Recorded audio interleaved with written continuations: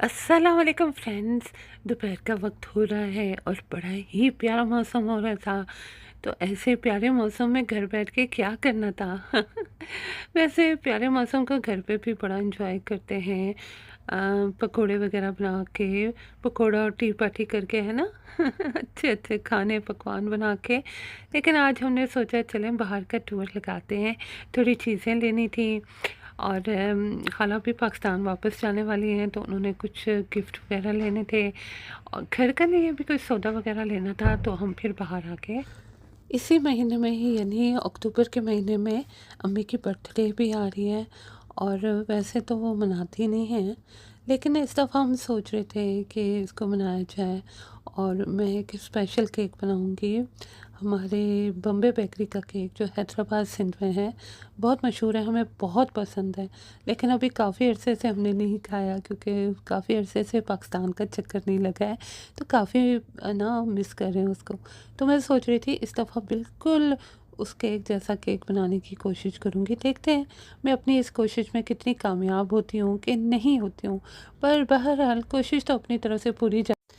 जब मैं छोटी होती थी ना, तो हम हमारे नाना नानी के घर रहते थे। क्यों रहते थे ये फिर कभी बताऊंगी।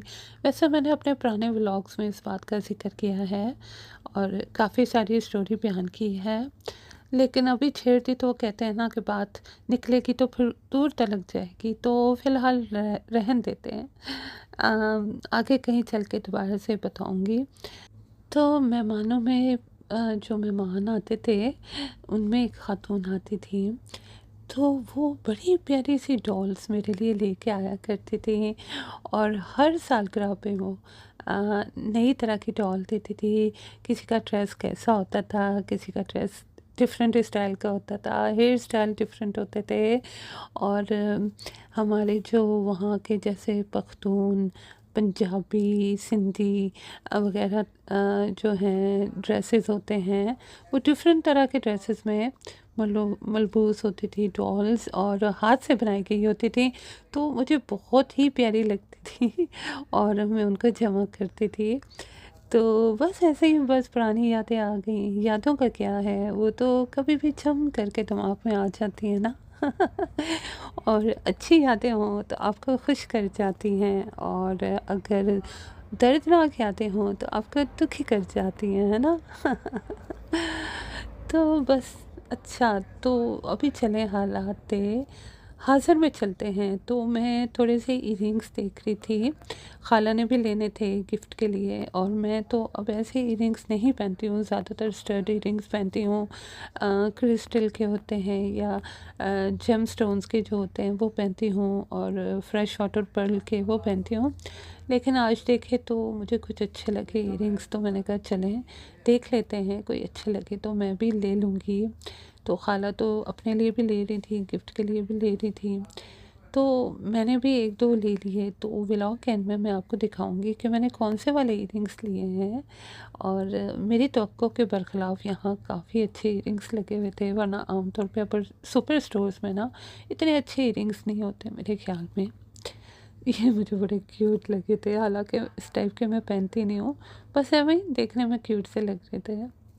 लेकिन इसका बारकोड नहीं था तो हम नहीं ले सके, तो फिर मैंने इनको रख दिया। तो फिर जनाब शॉपिंग शॉपिंग से फ़ारिग होके हमने सोचा कि चलें अब कुछ पेट पूजा की जाए, कुछ खाने के लिए लंच लिया जाए, क्योंकि जब तक घर पहुँचेंगे शाम हो चुकी होगी। तो फिर शाम को तो फिर रात ही का खाना पकेगा ना, तो इसलिए लंच बाहर ही से ले लेते।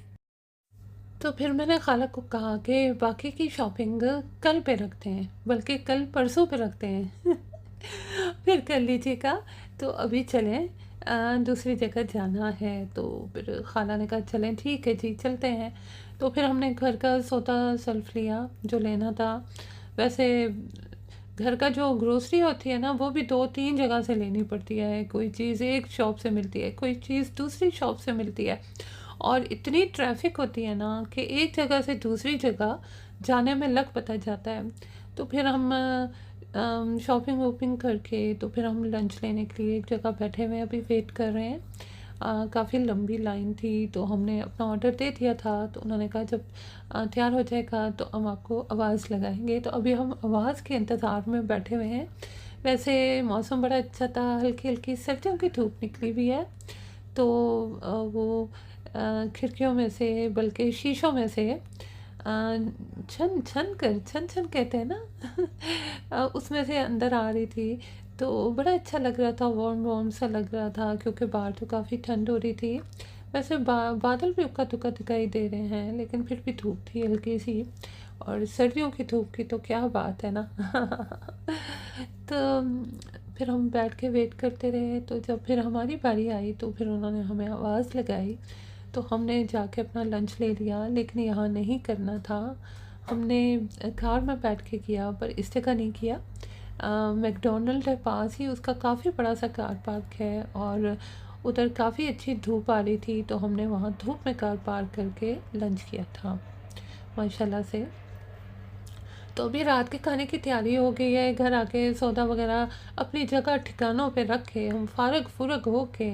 तो फिर उसके बाद अभी हम रात के खाने की तैयारी कर रहे हैं, और स्पाइसी नूडल वगैरह हम बना रहे हैं। और स्पाइसी नूडल की तरकीब मैं जल्दी जल्दी आपको बता देती हूँ। जैसे सालन चढ़ाते हैं ना, बिल्कुल इस तरीके से हमने स्पाइसी नूडल बनाए हैं, और अक्सर बनाते हैं। ये मेरी खाला की रेसिपी है, उनके किसी फ्रेंड ने बनाई थी तो उनको बहुत पसंद आई, तो उन्होंने रेसिपी पूछी। तो अब हम भी ऐसे बनाते हैं। साथ में हम बिरयानी बना रहे हैं, और वो भी साथ ही बनेगी। फिर हलीम भी बना रहे हैं। तो इसके लिए हम सारी चीज़ें डाल देते हैं, अदरक लहसुन प्याज धनिया, हरी मिर्चें और लाल मिर्चें, और सारा कुछ डाल के ना, टमाटर वगैरह डाल के हम पका लेते हैं। फिर थोड़ा सा एंड में ऑयल डाल देते हैं। ये देखें अब हमारा बन गया है जो भी बनाना था। उसके बाद हमने हरा धनिया ऐड किया है, हरी मिर्चें कटी हुई ऐड करेंगे, और प्याज भी हम ऐड करेंगे। लाल प्याज नहीं था तो हमने इसी से गुजारा चलाया है, वाइट वाला प्याज ही ऐड कर दिया है। और इसको मिक्स करके हमने ज़्यादा पकाना नहीं है, इसको क्रंची क्रंची रखना है। उसके बाद हमने उबली हुई नूडल्स इसमें डाल दी है, और थोड़ी देर इसको मिक्स करेंगे, बस 2 मिनट रखेंगे, और उसके बाद हम उतार लेंगे।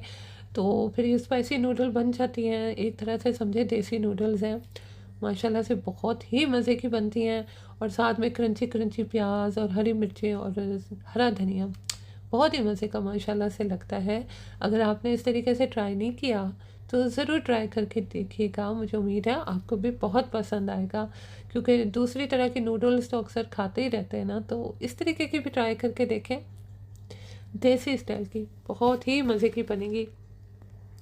तो अभी खाला जो है इनको मिक्स कर रही हैं, तो उसके बाद प्लेटों श्लेटों में डाल के फिर हम सारों को सर्व करेंगे। तो फिर उसके बाद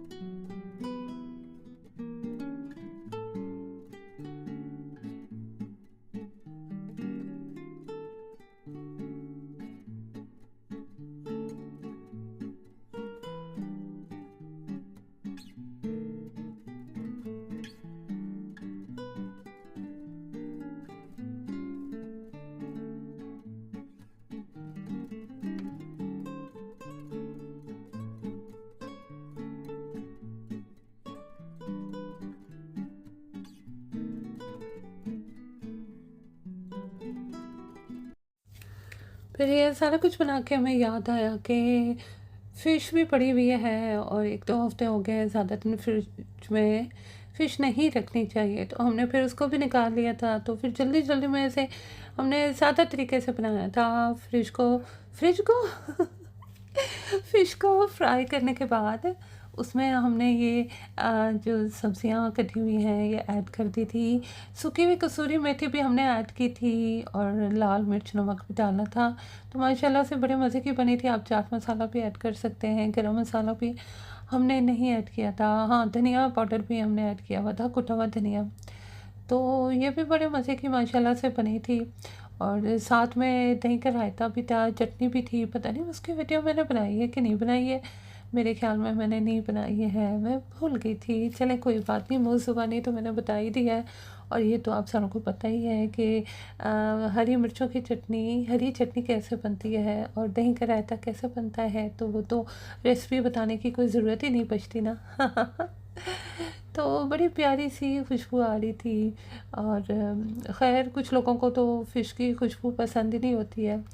तो मुझे लगता है हमारे मुल्क में बहुत ही स्ट्रॉन्ग फ़िश की स्मेल होती है, लेकिन यहाँ पे इतनी स्ट्रॉन्ग नहीं होती है। वैसे हमारे मुल्क की चीज़ों की तो क्या बात है, हर चीज़ में इतना जायका होता है। वहाँ तो मुर्गी भी भूनते थे ना, तो पूरा घर महक उठता था, इतनी प्यारी स्मेल आती थी मसालों के भुनने की मुर्गी के सालन में। तो यहाँ पे वो बात नहीं है, ये हमारे नाक ख़राब हो गए सर्दी में रह के। सर्दी से ब्लॉक भी हो जाते हैं ना। तो ये देखें, अभी हमने ऊपर से कटा हुआ मसाला डाल दिया है और थोड़ा सा बनाएंगे, क्योंकि इसको भी ज़्यादा हमने पकाना नहीं है और इसको थोड़ा साबुत ही रखने की कोशिश करना है, क्रंची रखने की कोशिश करना है प्याज वगैरह को, और टमाटरों को भी हमने साबुत ही रखने की कोशिश करना है। तो कुछ देर ऐसे ही पकने देंगे और ढकेंगे नहीं, क्योंकि अगर हमने ढका तो सब्ज़ियाँ जो है ना वो नरम पड़ जाएंगी और ये हम नहीं चाहते। तो फ़िश तो क्योंकि पहले ही पक चुकी है, तो हमने मसाले को बस 1-2 मिनट ही पकाना होगा और फिर माशाल्लाह से वो रेडी हो जाएगा। फ़िश का सालन या फ्राई फ़िश जो भी कह लें। खाना वाना तैयार करने के बाद और मैंने सोचा थोड़ा-सा गार्डन का काम कर लेती हूँ। हमारे गार्डन के पास ही बहुत बड़े-बड़े दरख्त हैं और बहुत सारे पत्ते, गंदोगुबार, बेरीज़ वग़ैरह वो जो उनमें लगी होती हैं, वो हमारे गार्डन में फेंकते हैं। तो मैंने सोचा उसकी भी सफाई कर लूँ, जो मुझे अक्सर करनी पड़ती है। काफ़ी हार्ड वर्क होता है। तो फिर मैंने खाना-वाना हमने सेट करने के बाद और हमने सोचा खाने से पहले फिर दोबारा से हम गरम कर लेंगे। तो फिर उसके बाद फिर मैं बाहर गार्डन में चली गई थी, हालाँकि ठंड थी, लेकिन बड़ा फ्रेश-फ्रेश सा फ़ील हो रहा था और बड़ी प्यारी-प्यारी सी हवा चल रही थी। और सर्दियों के मौसम में भी ख़ास तौर पे ऑटम में बड़ी फ़िज़ा में फ्रेशनेस सी फ़ील होती है। और फिर जब पत्ते रंग बदलते हैं ना, वाह! उसकी तो क्या बात है। इतने प्यारे-प्यारे शेड्स होते हैं, ऑरेंज के, ब्राउन्स कलर के और कुछ तो बिल्कुल रेड हो जाते हैं, तो बहुत ही प्यारे लगते हैं। तो मैं कोशिश करूँगी कि उसकी भी थोड़ी-सी वीडियो बना सकूँ, ताकि जो यूके में नहीं रहते हैं, वो देख सकें। तो चलें जी, ये है हमारा खाना। मैंने सोचा तैयार खाने की भी शक्ल आपको दिखा दूँ। अभी बाकी किचन से लेके आ रहे हैं, फ़िलहाल ये फ़िश रखी है।